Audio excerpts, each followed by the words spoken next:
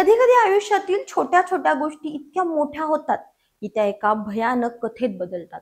आपण नेहमी ऐकतो की मित्र हे कुटुंबासारखे असतात, पण कधी कधी ते शत्रूसारखेही वागतात. असंच काहीसं घडलं एका छोट्याशा गावात. दोन तरुण, दोन जिवलग मित्र, पण त्यांच्या नात्यात काहीतरी काळं होतं. एकाने दुसऱ्यावर विश्वास ठेवला, पण दुसऱ्याने तो तोडला. मैत्रीच्या नात्यातील विश्वास कसा तुटतो आणि एक छोटासा गैरसमज कसा जीव घेणा ठरतो. ही घटना आहे गवताळा अभयारण्यातील एका खुनाची, जिथे एका मित्राने दुसऱ्याचं शिर धडापासून वेगळं केलं. नमस्कार, मी अंजली आपलं स्वागत करते पोलखोल मध्ये.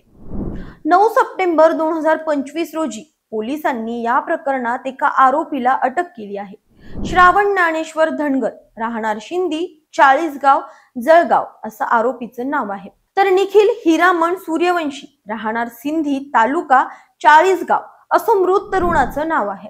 पोलिसांच्या म्हणण्यानुसार कन्नड तालुक्यातील गवताळा अभयारण्यातील सनसेट पॉइंट जवळ एक मृतदेह सापडला होता, ज्याचं शिर धडापासून वेगळं केलं होतं. मृतदेह इतका कुजलेला होता की ओळख पटवणं अवघड झालं. पोलिसांनी मैताच्या अंगावरील अंडरवेअर आणि हातातील घडी आणि जबड्यातील एक क्लिप पाहून शोध सुरू केला. त्या क्लिपवरून अनेक दंतचिकित्सकांना विचारलं आणि शेवटी ही क्लिप नाशिकच्या इगतपुरीतील SMBT रुग्णालयाची असल्याचं कळलं. रुग्णालयाच्या रेकॉर्ड मधून क्लिप बसवलेल्या तरुणाचं नाव निखिल सूर्यवंशी, वय 28 असल्याचं समजलं. त्यानंतर स्थानिक गुन्हे शाखेने निखिलच्या जळगावातील सिंधी गावात जाऊन चौकशी केली. गावातील सुमारे 150 कॅमेरे तपासल्यानंतर मैताच्या मित्रांचा माग लागला.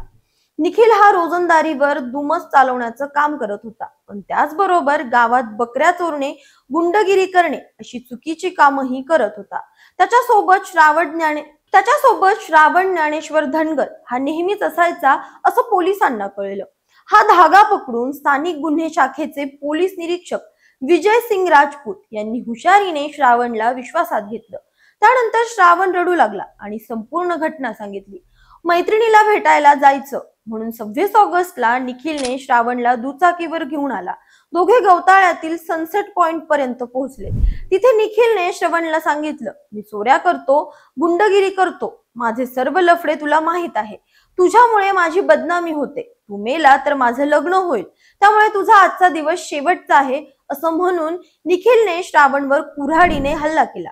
यावेळी श्रावणने निखिलच्या गुप्तांगावर लाथ मारून स्वतःचा बचाव केला, पण नंतर घडलं वेगळंच. निखिल खाली पडल्यानंतर श्रावणने तीच कुऱ्हाड घेऊन निखिलच्या मानेवर वार करून त्याचं शिर धडापासून वेगळं केलं असं श्रावणने कबूल केलं आहे.